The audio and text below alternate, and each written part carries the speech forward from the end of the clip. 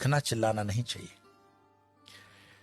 हो सकता है कि पाकिस्तान से ये बात आती हो कि भारत को जो है कन्वर्ट कर लेंगे गजवाए हिंद, पर गजवाए हिंद करने की जरूरत ही नहीं पड़ेगी। कुछ सालों के अंदर वैसे ही उनकी पॉपुलेशन बढ़ जाएगी। आज इंग्लैंड और लंदन की स्थितियां देखते हो, शरीयत का कानून लंदन में लग रहा है, ऑस्ट्रेलिया में स्थितियां खराब हो गई है, जर्मनी में खराब हो गई। ये बहुत अच्छी स्ट्रेटेजी है इस्लाम की कि वो अपने एक्सेस पॉपुलेशन को दूसरे देशों में डेमोक्रेसी की आड़ में बेच देता है, बाद में वहां पे शरीयत का कानून लगवा देता है, लेकिन अरब कंट्री के अंदर कोई भी रेफ्यूजी नहीं रखा जाता है। मैं एक रिपोर्ट देख रहा था बीबीसी की, शायद बीबीसी की रिपोर्ट थी, जहां पे सऊदिया का जो वर्टिकल शेयर बन रहा है उसमें कई गांवों के लोगों को मरवा दिया उसने, ऐसा आरोप है उन पर। तो वहां तो मस्जिदें हटाने में भी वो सोचते नहीं है, और यहां पर हिंदू भीख मांग रहा है कि जरा मुझे कृष्ण का मंदिर दे देना, जरा मुझे ये मंदिर दे देना। हमारे साधु संतों ने जो समाज के लिए काम किया, समाज उनके साथ भी नहीं खड़ा है। क्या आपको पता है कि आयुर्वेद के नाम पर भारत देश के अंदर जो फार्मेसी काम कर रही है वो मुस्लिम द्वारा चलाई हुई भी कई फार्मेसी हैं, और उनके 500 प्रोडक्ट्स हैं। रामदेव को सपोर्ट नहीं करने का कारण ये भी है। हमदर्द का एक टॉनिक है सिंकारा, उसको प्रमोट करते हुए कम्युनिस्ट पार्टी के कुछ नेता कहते हैं कि यह शक्तिवर्धक है। उनको पूछो तुम्हें कैसे पता चला यह शक्तिवर्धक है, कोई लेबोरेटरी टेस्ट है? एलोपैथी के कंपैरिजन में जो रामदेव बाबा को कहा गया था कोरोना के कंपैरिजन में, वो चीजें सब पर लागू होनी चाहिए। क्या आपको पता है सोनू निगम जैसा कलाकार जो पिछले कई सालों से फिल्म इंडस्ट्री के अंदर बेहतरीन आवाज दे रहा है, उसने जब खुले से कहा कि इस अजान के कारण मुझे तकलीफ होती है, इंडस्ट्री में उसको काम मिलना कम हो गया, क्योंकि बॉलीवुड की इंडस्ट्री आज भी इस्लामिक फंडामेंटलिस्टों द्वारा डोमिनेट है। मैं आपको और बता दूं, जिन दिनों शाहरुख खान, सलमान खान, आमिर खान स्ट्रगल कर रहे थे, गोविंदा सुपरस्टार था, और गोविंदा को नीचे करने के लिए उसकी जोड़ी में चलने वाली करिश्मा कपूर को आमिर खान के साथ एक फिल्म दे दी जाती है परदेसी। गोविंदा की जोड़ी को तोड़ा जाता है, और उसके बाद उदय होता है सलमान खान, आमिर खान और शाहरुख खान का समय, क्योंकि इंडस्ट्री डोमिनेटेड है इस्लामिक लॉबी द्वारा। ऐसे कई मैं आपको उदाहरण दे सकता हूं, लेकिन मुख्य बात क्या है? क्या हमारे हिंदुस्तान में सारे मुसलमान खराब हैं? यह कहने का अर्थ नहीं है। हमारे हिंदुस्तान के अंदर आजम जी, प्रेम जी जैसे भी इंडस्ट्रियलिस्ट हैं विप्रो के, उन पर आरोप भले लगे कि वो मुसलमानों के हितों की ज्यादा सोचते हैं, हिंदुओं की नहीं, पर मैं इस पे नहीं जाऊंगा। परंतु यहां मुसलमान न सिर्फ बढ़ रहे हैं, सुख संपन्नता के साथ बढ़ रहे हैं, ऐसा उस रिपोर्ट में कहा गया है। तो दुखी कौन हो रहा है? दुखी हो रहा है हिंदू। हिंदू क्यों दुखी हो रहा है?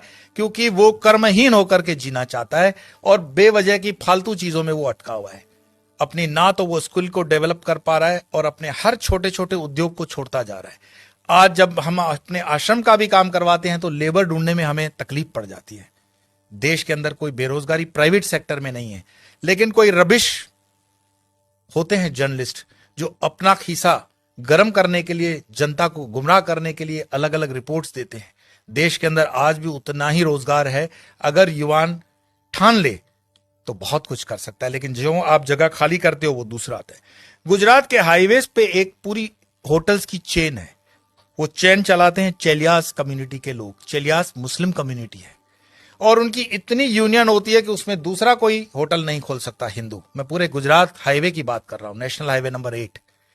साल में सिर्फ 2-3 दिन ये होटलें बंद होती हैं। आपकी ताकत नहीं है कि इस इलाके में कुछ काम कर सको, और उनके होटलों के नाम जो रखे जाते हैं इतने मिसगाइडिंग होते हैं कि आपको पता भी ना पड़े कि ये हिंदू की है कि मुस्लिम की है। होटल का नाम होता है भारत, नव Gujarat, Tulsi, Kabir, Jai Hind, Sarvodaya, dine in, dine out. किसको पता पड़ रहा है ये इस्लामिक माइंडसेट की होटल है? लेकिन सारे ट्रक ड्राइवर जानते हैं ये अपने वाले की है, लेकिन हिंदू को इतना बुद्धि नहीं होता कि ये किस होटल में जा रहा है, क्या खा रहा है, क्योंकि जीवन भर हमने हलाल खाने के लिए ही ठेका ले रखा है। हिंदू को इतना स्वाभिमान नहीं है कि वो कह दे कि जो मैं खान पान खाता हूं तो मेरे प्रोडक्ट पर तुम लोग सात्विक, राजसिक या तामसिक का लेबल लगाओ।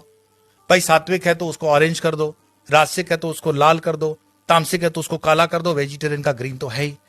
हर चीज पे हलाल लगा हुआ है, और हलाल का तुम्हें मलाल भी नहीं है। तो कितने भी तुम प्याज लहसुन को मत खाओ, लेकिन ये हलाल खाते हुए तुम्हारे बच्चे जो हैं क्या बन रहे हैं? ये जिहाद करने की जरूरत पड़ेगी नहीं उनको। ये साधु संतों को भी सोचना पड़ेगा कि तुम शेर को भी घास खिलाओगे, गाय को भी घास खिलाओगे, क्षत्रियों को भी घास खिलाओगे और ब्राह्मणों को भी घास खिलाओगे। हमने खान पान को बदल करके पूरे डीएनए सिस्टम को बदलने का पाप किया है, और जब इस पाप की हम ठीक से बैलेंस नहीं करते हैं तब तक इस पॉपुलेशन को ठीक करना बड़ा मुश्किल होगा।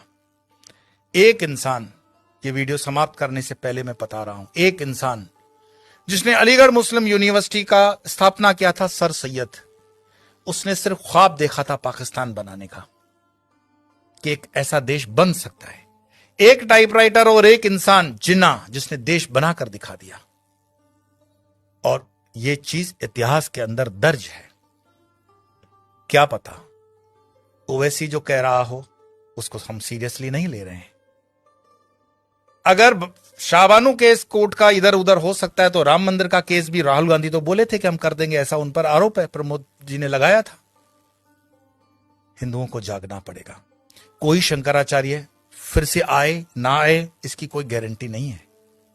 शंकराचार्य जी की जयंती मनाने से सिर्फ इतना ही मैसेज मिलता है, उत्तिष्ठ जागृत प्राप्य वरानी बत, उठो जागो, अपनी जवाबदारी लो।